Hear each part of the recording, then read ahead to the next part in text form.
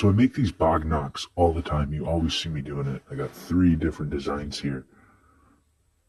This one has sort of a horizontal razor blade. This is probably the best design for an urban. And then you also got the lighter there. But this guy here is actually too dangerous to use. So my problem is that if I get my middle finger in there, if I'm to bring my hands down at all or cup this in my hand, it poses more of a risk to me as the user than it would to the bad guy that I'm going after. I actually take more of a risk of using it defensively and then stabbing myself and getting like anything that he's got in his blood in mine. So if he's got like any diseases, AIDS, hepatitis, I run that risk. So what we're going to do today is I'm going to take these teeth out of here and we're going to do a little defensive flashlight. I think I have more than enough blades for this. Okay, so I got all these guys removed. This guy, I guess I can save this for another project. That was hell to get them teeth out, but that's okay. So I'll be able to do something else with this, put something else on it, and it'll still be a stealth weapon. The rings are a little bulky though. It's still a little weird for my hand, but it still works. So, yeah.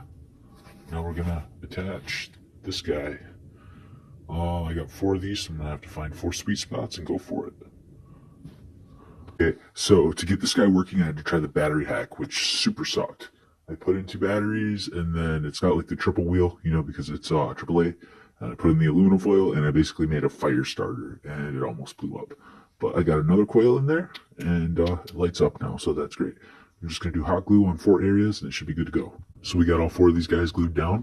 You got your flashlight, but then you also got your defensive tool too, so you can stab with it and do whatever you have to do. You can light and stab.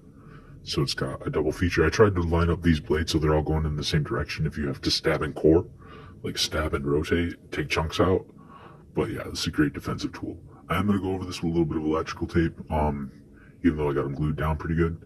And we will do a water bottle test. So in the end, this is what you have. And like I said, anytime you're going to use electrical tape, always make sure you put a bead of hot glue down over the seam, and that's going to lock it on there for a permanent fixture. So now it is ready to go. You can use that defensively, like I said. It's a knife, and it's a flashlight. A pill bottle works perfect for a sheath. I don't know about red light, but in low visibility, you get this sort of yellow-orange light. So that's not all that bad if you wanted to keep like something low profile. But yeah, I think a pill bottle works pretty damn good for a sheath for that. So a little bit of cordage, and now we got a neck knife. Now I know it's kind of bulky, but hey, it's a defensive tool. It's a flashlight, and you don't have to worry about it cutting you when you need it. The friction fit is actually very, very good. So I'm happy with that. I almost like how these indents are here, and you got the indents in the bottle. I wish I could have made something where those two would like lock together, but this works too. So I'm happy with that.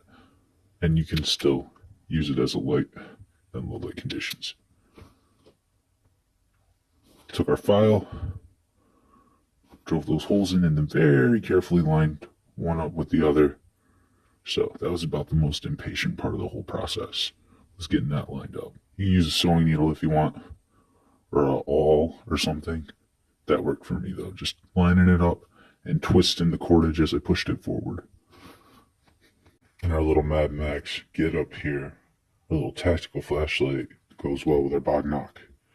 So just, goes together. Kind of a vibrant orange deal. So that's cool too. Here we are with Jimmy the bad guy again. He's armed with 2 paring knives. So first we're going to blind him. Obviously, blind his eyes. He can't see. Usually you can set these to strobe depending on your flashlight. But all I'm going to do is stab and core. So here we go. And then just kind of core it. Hopefully we can drill a hole right through it. Alright. Yeah, it did. It cored a hole right through it. You can see that. So that would be your perpetrator. You'd have this big, giant hole right in there. You can see we took a chunk right out of him. So that was the goal there, you guys. That's what I wanted to do. That's the point of this tool. It's supposed to be a defensive and offensive tool because you can blind him to defend, and then if he gets close, you can core a chunk right out of him. So that's the end of Jimmy the Bad Guy. Then you can take his paring knives and use those too.